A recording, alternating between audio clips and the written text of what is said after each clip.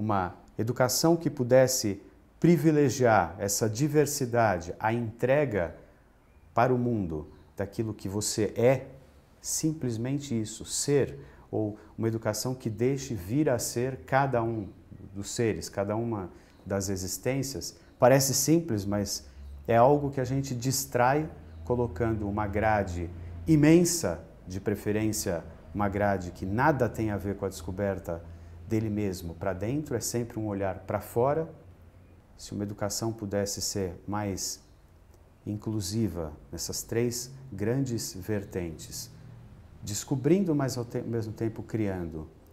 olhando para dentro, para a sua identidade, ao mesmo tempo que se respeita e se quer a diversidade do outro e convive no mundo,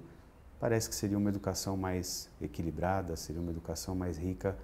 para todo mundo.